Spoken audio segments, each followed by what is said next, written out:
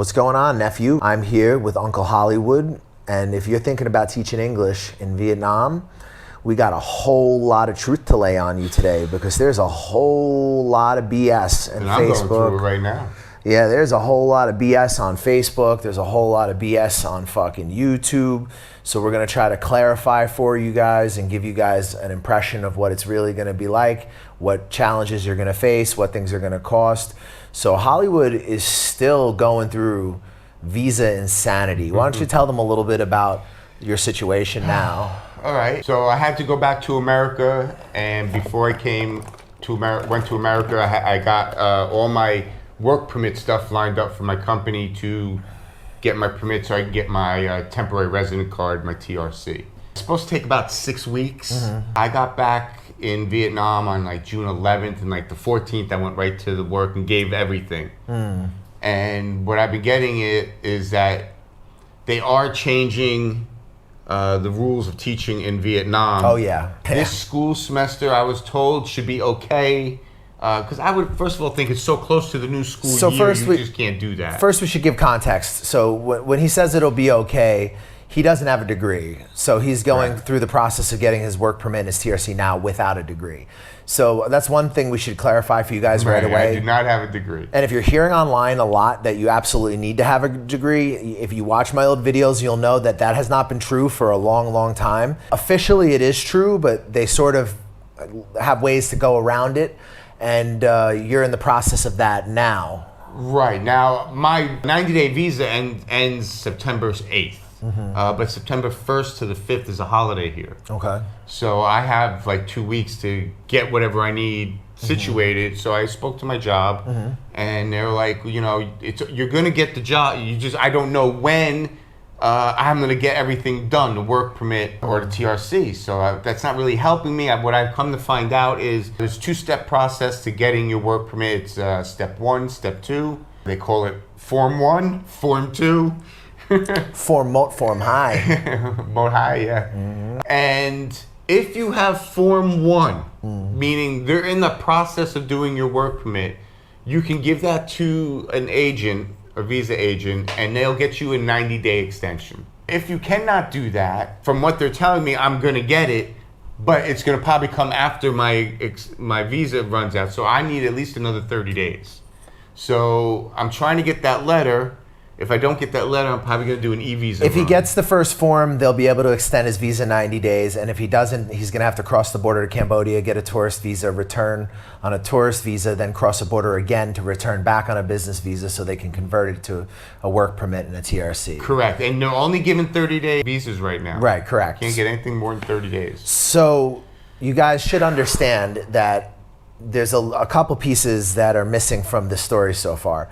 What is the process for actually getting that visa approved?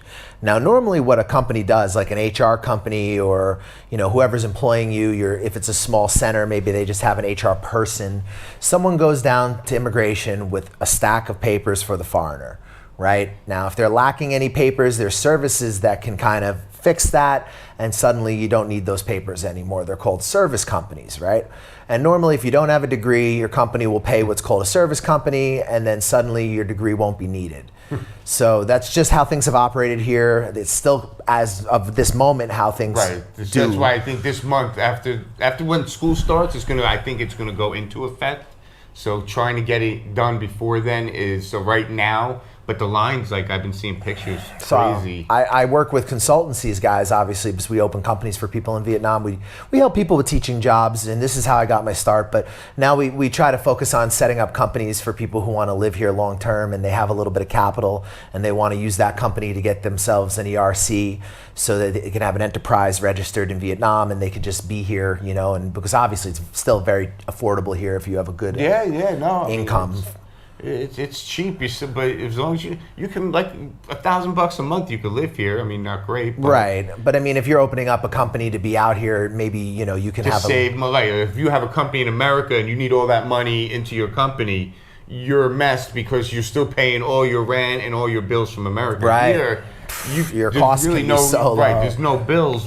The cost is so low that your housing will probably be in your company for a while. Yeah, and even if they wanted to go into like luxury properties and things like that, It's like still cheap, yeah. It's like like $500-600. I was in a $3,000 a month apartment yesterday, yes. and for $3,000, what you get here, it's insane luxury. For $3,000, what you get where I come from in New York, it would just be average. It would not be Studio. anything. It would be maybe Depending what how good the address. Manhattan or Brooklyn less, but like somewhere in a cool part of Manhattan. You're not for getting sure. less. I don't think anything than $1,500 in New York. Oh, more. Like I was talking to one of my homeboys from my neighborhood, and he was saying that even in our neighborhood, which is deep into Brooklyn, it's like starting studios are like 1,600 or above, and that's really like 40 minutes on the train into the city. Well, 1,500, you might be renting a hotel room. Like 30 to the city, but like 40 to Midtown. Like.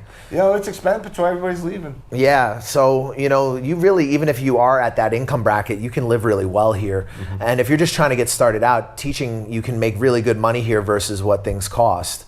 I mean, like places like Korea pay slightly more, but your cost of living is a lot higher. Right.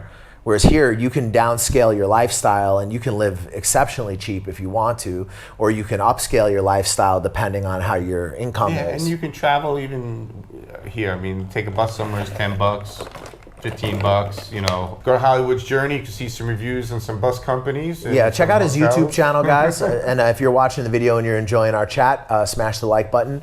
So let me also say, we do a lot with immigration. That was the point I was originally going to make, is we do a lot of work with them. So, we have people who send us photos of what the line looks like. And for those of you who don't know what's going on in Vietnam right now, there's some internal conflicts that are happening within the government. We're not going to comment on what those are. We're just going to say that they're having an insane effect on immigration.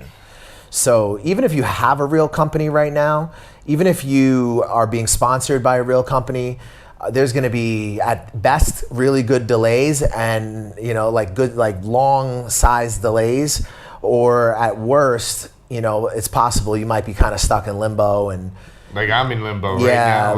When I got my last work permit, I got it in like 4 weeks. They said this will probably take 6 weeks, and it's already been 9 weeks. And from our Vietnamese contacts told us that this is happening at every level of the government, but generally where it's going to affect you as an expat the most will be in the Labor Department and in immigration, where from what I understand right now and from the photos I've seen, lines of 400 people trying to get into immigration to file paperwork for whatever their company or their foreigner. Maybe you can post a picture on... Yeah, we can include some of the photos here, but guys, it's not the best time in Vietnam right now, and there's a lot of changes happening, and there's a lot of rumors of what those changes are going to look like. This is what it is right now as we speak. Right now, officially, you need to have a degree and a TEFL and a 3 to 5 year experience letter, and they all have to be translated into Vietnamese, notarized, all this crazy stuff. And then people are breaking their fucking minds because they can't even get the Vietnamese consulates to respond to them. There's like no movement. And you have to understand that whatever chaos is happening in immigration in Vietnam is probably also happening in the consulates. So you need to, put things into context if you're trying to come here right now. Official rules are almost, in my opinion, designed so that they have to be broken in a way that they could charge money for. I'm not going to exactly say what that is, but you can get an idea from how that works, right? You make a rule that's so difficult for a company to satisfy that the only way to satisfy it is to pay to not have to do it. Right. And that's the story of Vietnam for the last maybe, which makes really no sense. 5 or 6 years. With it just opening up for tourism, you should make it just easy right now. You would think that, but because there's infighting happening, there's right now there's almost like a purge happening. Yeah. So they're having to have more elections. There's another election now. They're having to replace the prime minister. So it's a bit of a chaotic time, and you need to think about that if you're coming here, because getting documents done in this country, it can be a real fucking problem. Yes. I have a story. So for my work permit, you have to go get your background check for Vietnam, not your country. And just so you know, it's $10. So it's like $200,000 to get it. Okay. So I had to go twice because the first time I went, I had all the same stuff I had for the first one I did. And now they changed some rules, and they were like, all right, you have to get this done. So I went to the police, got it done, went back. No. It's done, but some of it's missing. You need to So they want it. Eventually, you pay. Boom. Yeah. You pay the police. Somebody's getting paid. Somebody's getting paid, and that's how it's set up. It's set up to be that way. So they're here to beat you to pay that extra. Right, and it wouldn't, and the rules wouldn't be so insanely complicated if that wasn't the fucking point. But what's happening now is that there's a lot of people who are scared to do anything at all because they don't know if they're going to be the next guy to get arrested. If so, because you guys got to understand, even over the metro system thing and all that money disappearing, they arrested mad motherfuckers over that. And I don't know the Vietnamese politics so in depth, that I know what players believe what or do what. But all I can tell you is they are purging the fucking government right now. So you guys need to bear in mind that this stuff could really, really impact your ability to be in the country legally. And what that means is that if you get yourself involved in a mess here with visas, it could be expensive. I would say that's the biggest con or downfall to being here is the visa issues all the time. They're always different. You can't think one thing. They change it every day. That's the thing that drives you crazy. That's why if you can get the work permit with the 2-year TRC, it's just so much healthier on your brain than worrying every night, because now it's only 30 days, but at one point it was 90 days. And I mean, listen, I don't have a dog in this fight. I don't give a shit what the Vietnamese government does. All I want them to do is let foreigners be here because I think it's beneficial to the Vietnamese and the it's economy. Good. Yeah, it's good for us too. But this is a great country, and I spent a lot of my life here, and I would like to see other people have the opportunity to come here and do something positive also. So, I definitely don't think that any of this is awesome, but it's going to take some time for the dust to settle. So if you are thinking about coming here, there's only a handful of people who can get anything done right now, guys. And you guys could, you could check me out online. You could check my reviews. You can look at the people who we've worked with, and I can get things done that a lot of people can't get done right now. So just keep that in mind. If you need help with anything, you can reach me on the Facebook fan page or the Instagram or any of that.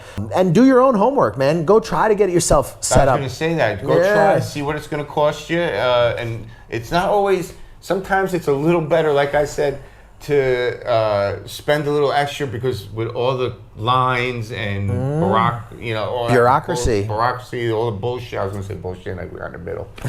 And sometimes it's just easier here. Boom, tell me when I can come. For sure. If you do it your way, it's like here, boom, like 100 times. Well, the thing you got to worry about is you don't know who you're doing business with, and there's a lot of people who will promise you they can do something and then they just won't do it, and then it'll be months before if they ever send you back your money. Most likely they won't. And you could end up running around, chasing around ghosts trying to get documents done here. And the thing you guys got to remember is like, a lot of the people who are in these social media groups, they have a vested interest to spread disinformation because it benefits either a product that they're selling or something like that, and that's one of the reasons why, for my contacts, I work directly with like reputable consultancies.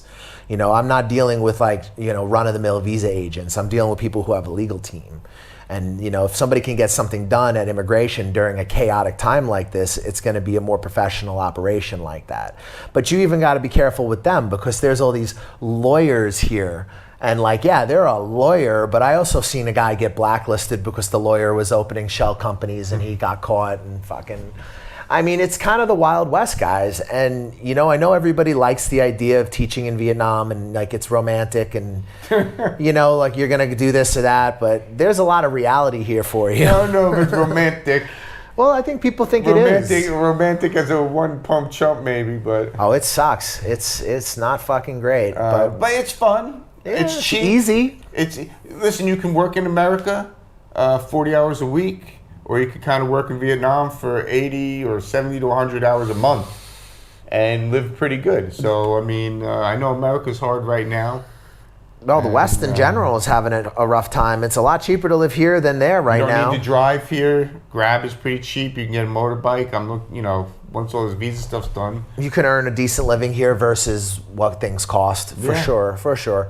But it's going to be a bit of a fucking mess right now. So anybody who's telling you that, everything's sweet, even if you have all your documents, even if you go to the Vietnamese consulate, you get all your paperwork together, you have all your degrees, everything's certified, translated, legalized, you're still gonna have a problem even getting your shit approved right now. I had a South African guy message me today, and normally people don't ask me about tourist visas, but he's like, can you get me a tourist visa for my 2 friends from South Africa, but they're white? So I was like, all right, yeah, I'll look around for you and I'll see what people say. And I figured this was gonna be fucking easy. I'm like, yeah, somebody's gonna be like, that's a tourist visa, you know, and they're white. Oh, most of them didn't want to touch it. I got one guy who was willing to do it, and he wants them to show they got $3,000 each. So this is the kind of situation out here right now. It's a rough time, but once it's done, and if you get it done, it's definitely worth it, you know. And the racism's on steroids right now. Have you seen, I've been posting, so guys, for those of you who work with us, we create a large group message with every previous customer that's ever worked with us, and it's like a forum for you guys to share information. And there's a lot of customers. You could talk about whatever you want. You could be crazy. I don't give a fuck. I don't censor anybody. But, you know, I post in there occasionally just to kind of update people on like things that are going in Vietnam. And yeah, there's been some interesting shit going on out here lately. Well, it's always kind of been a little racist here for teaching, at least. Bro, it's the most fucking horrendous shit. Like, so I got a guy who I actually like him a lot, and we're doing some business together on a project in Central Asia, and you know, kind of as a funnel. We'll talk about that a little bit too today. Kind of as a funnel for the white monkeys. I'm working with this guy, and he's been trying to come over to Vietnam, and he's one of those guys who doesn't want to come to Vietnam unless he has shit lined up. I'm that kind of guy. But I keep telling him that that's not how you're going to get a job, because he's a black guy. And they just reject him on the face of it. And he doesn't have a degree, but the guy's dope. Like, he lived in Tokyo and was a fucking teacher for a while. He has a couple businesses, like, but it's just they won't even look at him. They won't even consider it. And his buddy has a degree, and they rejection constantly. Well, of course, and there's people like when I go to schools and teach, some of these teachers barely speak English, but they look the part. Yeah, and you know, it's fucked up, and I've talked about this a lot in previous videos. If you're an African American or like you're a non-white Hispanic or something like that, you know, but again, a Pakistan American, then all these things are like you have a chance you're still gonna get a job, but you're probably gonna have to come in person and try. Whereas, or work with me, where I can try to help you and use resources I have. Now, do it now. Right. For a short time, there will be a special of $0 off. Brush your teeth. But if you are a non-white from, like, say for example, a country that's not as strong passport as like the U.S., UK,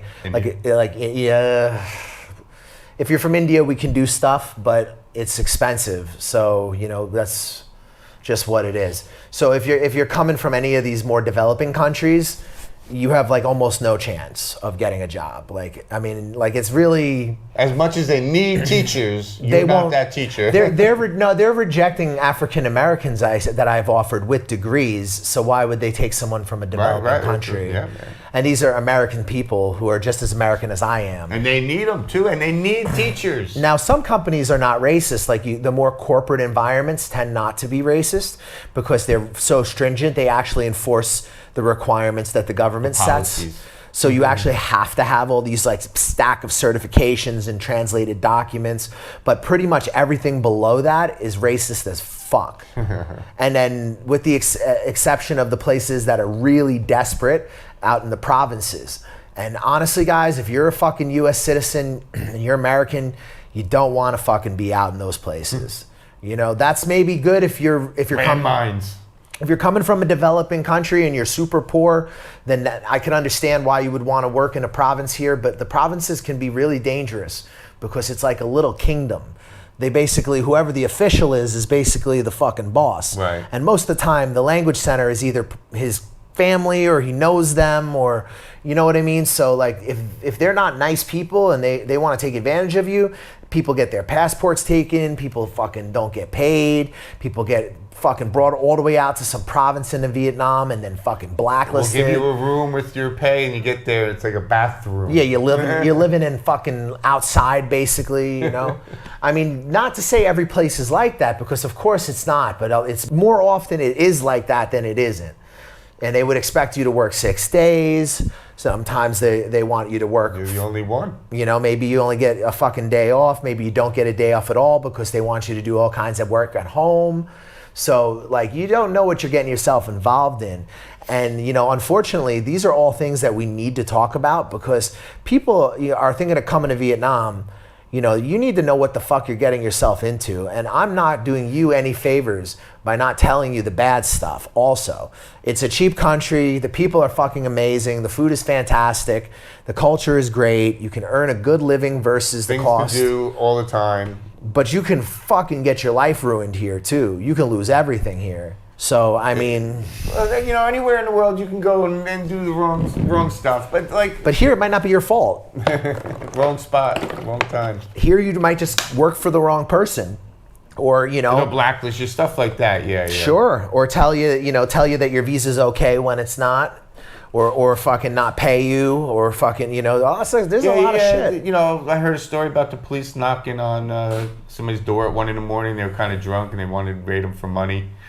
Yeah. So things do happen here. Don't open the door when people are knocking at 1 a.m. unless you know who they are. No, never. And honestly, guys, let's listen. At the end of the day, these places change a lot. So don't think that everything's all doom and gloom for Vietnam necessarily no. forever. Once you're in, you're good. And it's okay. You need the TRC and we can help you do that a couple different ways.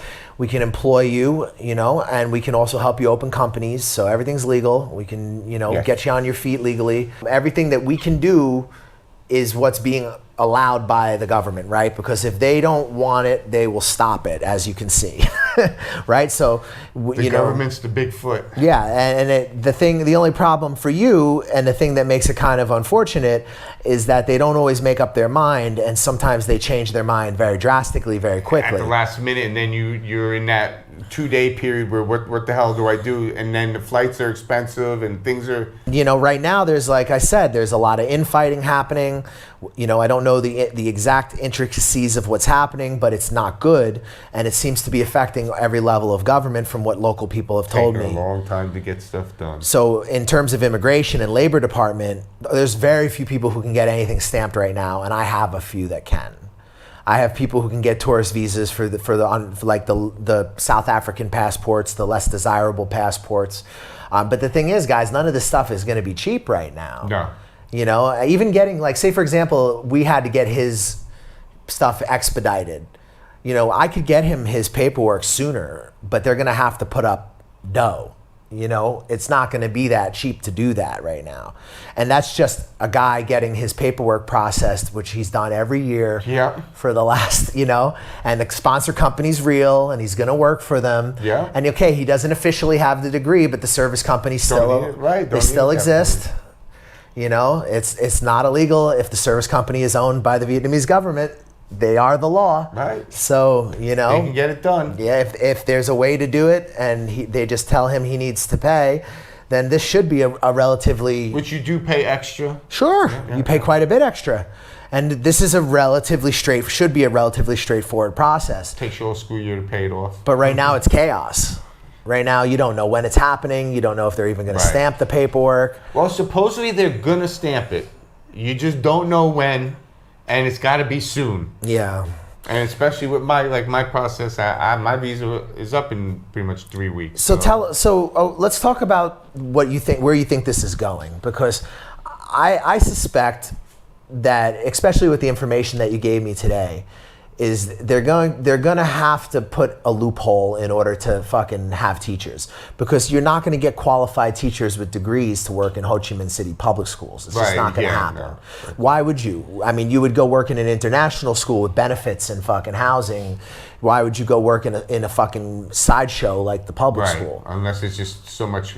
You come from such a country where you have no choice, but they don't want those people, right? And they won't accept them even if their skin color is like slightly darker. They're going to realize after next year, I think this year, if you get it done, and it should be able to get done, and then they're going to realize that they're going to have nobody to teach. Because of their new rules, they're going to change the rules again. See, I think they know. And guys, it's not a little bit of money. I mean, if you're one of my investors or one of my digital nomad clients, it might sound like it's not a ton of money to you, but if you're just a guy trying to teach English and get started out here and you don't have a degree, I mean, it's another over a G for both, for the work permit and the TRC. Yeah. And right now, it probably... I've had people asking me, can I pay for my work permit and they'll get me the job? I'm like, if I could... Why can't you live here? You're from here, I tell them. Why can't... Every job I've ever went to, you split work permit. Why do I got to pay the whole thing? The normal process here, guys, is that if you're teaching English and you don't have a degree, what you do is the company hires you. Again, not every company is going to accept this, but there's a lot that will. And they'll make an agreement and they'll say, all right, either we'll put up the money and we'll take it out of your salary over the year, or we'll put up half and we'll take the other half out of your salary. With me, I got my half. You see, I've had that too, and that's totally how things have been. And you know, like I said, they pay a service company. The service company gets everything sorted out, however they do it, and then you get your paperwork back. And there's a price if you don't have a degree. There's a price if you don't have a TEFL. There's a price if you don't want to do a medical. There's a price if you don't want to do a background check, and it's a menu. And you know, you can either go all in and just no documentation and it costs this much, or if you have most documentation, it might cost a little bit less. Look at the TEFL. I mean, that's crazy. Well, yeah. You can get a TEFL for $25, but they're going to charge you $400. And don't listen to these fucking ding-dongs online telling you that you need to take a $2,000 TEFL course to work in a fucking public school. Mine was $30, and I got the 150-hour course. Oh, those fools got me. I was living in New Zealand. I paid like $200, and I'm like, I went on Groupon. yeah, I did, and I'm like trying to figure out like, you know, oh, which one should I take, and what, you know, because I didn't fucking know yet until shortly after I went to China and I started to see what a circus this fucking business is, and you know, I thought that it was gonna matter, and guys, it doesn't fucking matter. And now that I've been in the game for like a pretty long time, I gotta tell you, the TEFL industry in itself is a fucking scam. There's no such thing as like a really like universal accrediting body for TEFLs. It doesn't exist. Yeah, just go online and get the cheapest one. I would say I have 120-hour minimum. Yeah. I got the 150. I figured I didn't have a college degree. Might look a little better, but it don't matter. Because I have a TEFL. I looked into it for a while, and I did a little trial run one to see how it worked. And it basically, guys, like you can hire someone to accredit you. So you can get an accrediting body to accredit you, and all you have to do is pay them. And then basically, nobody's accrediting the accrediting body, right? They're not checking all this. So there's no apparatus. It's not like the Universal TEFL Alliance of Nations. It's like, this is a completely decentralized thing, with the exception of the ones that are directly connected to university programs. Cambridge, I think. Yeah, or the U.S. has some too, Yeah. but the Cambridge is the most recognized. Right. But I mean, you know, Which they also do IELTS. you might as well get a CELTA if you really want to have a document that's going to be about respected. $3,000. Right, exactly. So get yourself a TEFL for fucking $20. Don't pay some fucking yo-yo who's gonna put you in like a hotel. He's gonna put you in a room that costs him $5, but it's free. Don't worry. But he's gonna charge you $1,500 for your TEFL exams and courses for a month. Now, I'm not saying it's a bad deal necessarily. Like if you're super scared and you just want to really be eased into the country, like people who like do it, the way they do it, guys, is because I've looked at also doing this. You rent out a villa, for example, maybe a 5-bedroom villa, and then you charge motherfuckers more for the rooms, obviously, than they're worth, and you bundle it all into a price with the fucking, you know, the cost of the TEFL and the course, and you know, you put them through a course. You maybe do some group activities. You introduce them to this demo classes. Yeah, get a nice villa with a pool. You show them around a little bit around Thailand, Cambodia, Vietnam, wherever you decide to do the program, and it's a profitable thing. And then they're eased into the process. All that's cool. I have no problem with people who do that as long as it's transparent. As long as you let them know, listen, I designed this program to help ease people into living here. If you think that's helpful, awesome. But don't be telling motherfuckers that your course is going to somehow prepare them more for this. I'm going to be honest, I don't even use too much stuff from the TEFL. It's too crazy. Bro, ain't nothing prepares you for this. Nothing. I don't care how many videos, how many demos. The demo class just makes sure you look like a teacher and act like a teacher. But once you're in that class, it's you pull the pin and you just kind of toss it and see what happens. All right, and let's talk about it not from the bureaucratic perspective or the legal perspective. Let's talk about it from the moral perspective, because you get a lot of people who go online and they fucking talk about how their degree in gender studies somehow makes them exceptionally more qualified to teach in a public school versus somebody who has no degree. Or guys, listen, this is a fucking babysitting job. Whether it's a center, whether it's a public school, it's a popularity contest. It's about making people like you, having a good time time with the kids. I mean, these kids have a fucking rough life. Much, they give you a book, and today you have to do page 33 and 34. And it's pretty much you're reading something that's going to take you 2 minutes. But you have to stretch it out. And that's where, and you're hot and you're sweaty and it's loud and the band is playing downstairs and the national anthem's going. And you hear horns from bikes. But other than that... Or you're next, like my school was next to an open construction site with like black dust that would blow into the schools, and I would fucking tie shit around my face with the mask just so while I taught, so I didn't have to breathe in the construction materials. I mean, so honestly, guys, like there's a lot of people who want to like self-aggrandize and they want to like, you know, take maybe that, make themselves feel bigger than you. They want to gatekeep. I'm going to tell you right now that whether you teach in a private center, you teach in a public school, nothing about this is glamorous. Like what can be good is if you develop your own business from it, you build one-on-ones, you rent out a nice space, or if you go and work in tutoring. You can find some nice centers to work in. I worked in one that paid me $25 an hour. It was air conditioned. I didn't have to do any work. I did that for adults. Yeah, it can be nice. I mean, but you're not going to get like all your hours there. You're going to have to space everything around, and you might be commuting to different parts of the city. Well, that's why I live in Tanfu. I work there. I can actually walk to most of the schools or grab ride in 10 minutes to all of them. That's good.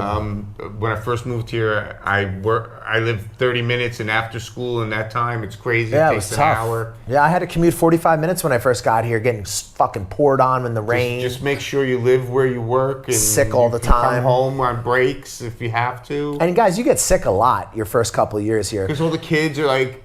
And your immune system is, your immune system is not like the local people. You're not used to the same bacteria they're used to. Get your shots before you leave. And the kids' hygiene is not necessarily up to par. The classes can be 40 to 60 kids in a public school. My first class, I was here 10 days, 2 days. No, let's say 2 weeks. My first class, the company said, "Oh, our teacher didn't show up here. Can you go here?" I said, "Oh yeah, I'll go." And the teacher aide left, and there was 60 kids. I filmed it. They're running around, they're screaming, ring around the Rosie. I was like, where am I? Yeah, for sure. So that was my first experience. So I figured if I can get through that, then... I worked in bad schools. Yeah. I worked in schools where there was so many fucking kids that they would have to get the teacher in first, then they would load the kids in. Then there was a back door they opened, and that's how I would get out of the class. But I've worked in some nice schools too, man. Sure, with air conditioning, 15 kids in a polite kids occasionally. Yeah, sure. And some of the kids are great. Smarter than you sometimes. Yeah, definitely smarter than me. Some speak several languages. But that's not the majority. That's out of a class. Oftentimes you'll have 50 kids. Your best public school in your district will be like that. And the rest will be not your school for the gifted, or you'll have 50 kids with money. Parents have money to send to a better school, even though it's a private school. It's a much better. Well, there's better public schools too if you qualify. You have to be able to get into them. I was in one last year. It was nice. Yeah, there are some. They had nice curtains. Yeah, for sure. Kids. Either your family's connected or you're smart enough to get into it. The collars were up. Teacher. Yeah, that's bad. So listen, it's definitely possible, man. Like, but the point of this whole thing was that should it be a moral thing to have a degree, and I don't think it is. I was living in Cambodia, and the level of English is far superior in Cambodia. The level of English is better in Thailand. It's better. Pretty much, this is the worst. So like, not according to news. I mean, it's better than China, but like China, actually, in the big cities in China, some people speak very good English, like almost like. Just shown with the. This is just my anecdotal experience. This is not based on anything. Just I've been around these countries a long time. And I would say that most of the population is not good with English, but I guess the kids that are getting into the programs, right? Like some of the kids I teach in 8th, because I do teach. I've taught college classes already, and I don't have a college degree. Right. Sure. And I've already taught college classes. I don't see why it's needed. I think really, guys, like, all right, put it in perspective. You want to get rid of all the people who don't have degrees as teachers. What is it better for a kid to have no teacher or to have a teacher that doesn't have a degree? But they don't care about that. No. You can be awesome with the kids, and they'll still get rid of you. It's all about money. It's all about money. But what I'm saying is like these foreigners who try to they try to virtue signal and they try to make it seem like they're superior because they have a degree. I just think you don't understand the business you're in. I think either you're blinded or you're deluding yourself or you're gatekeeping or you're just trolling people on purpose because this is a fucking circus. This is literally like one of the most dirty businesses I've ever fucking seen. Like been around too. Oh yeah, like I wouldn't quite put it down there with prostitution and drug dealing, but it's not much better. It's just every day it's different. That's the most annoying part about everything. But the teaching's only one side of the business. Yeah, sure, they get the white monkey, but let's be honest, guys. This is books. This is printing contracts. This is fucking school contracts. This is uniform contracts. This is fucking big business. It's about 3.5 million for. I know somebody's right now. Their kid 3.5, and it's a little cheap.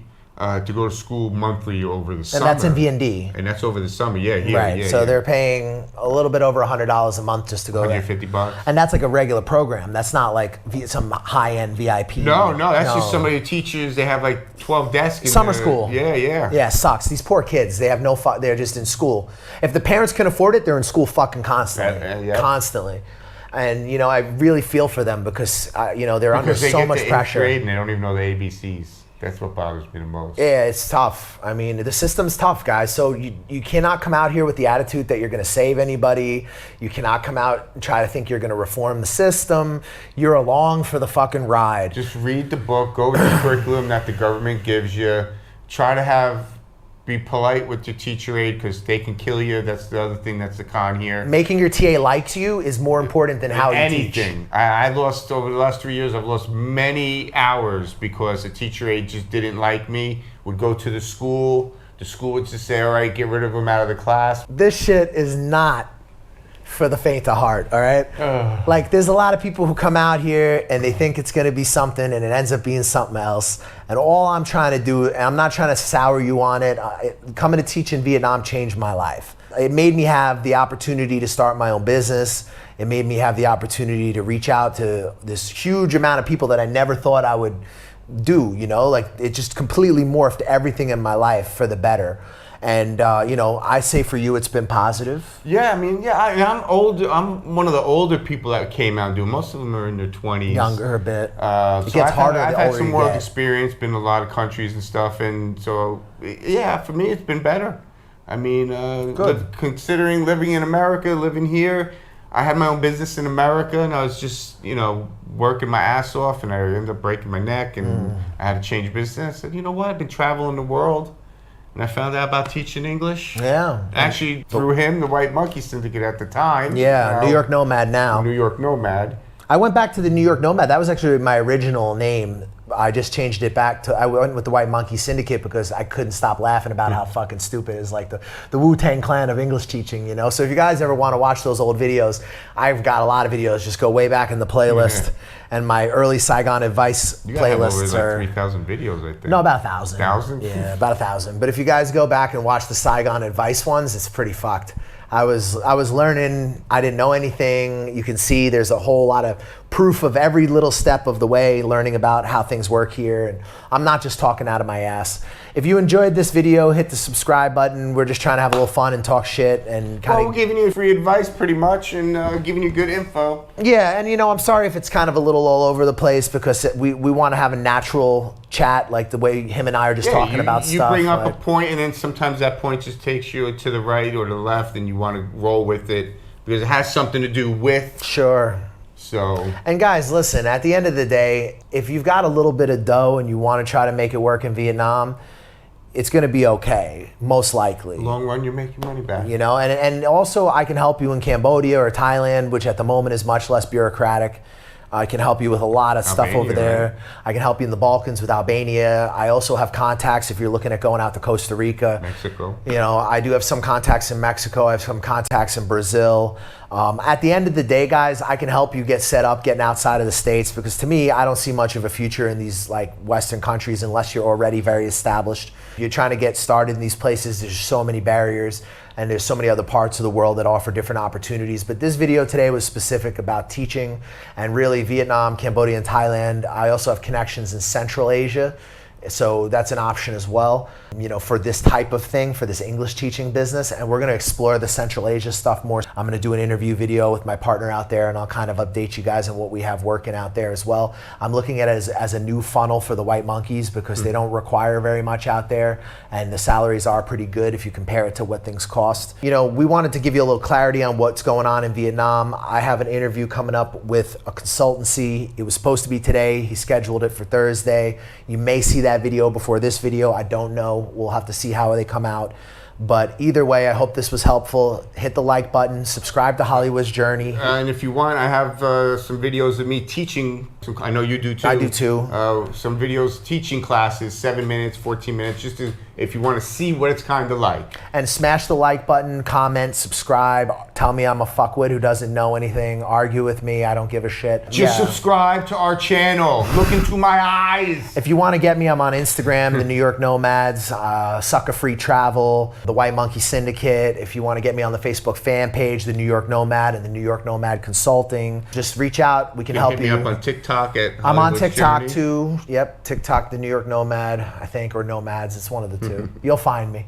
Anyways, check out Hollywood's Journey. He's just getting started, but he's got a good stable camera now, so the videos are getting way better.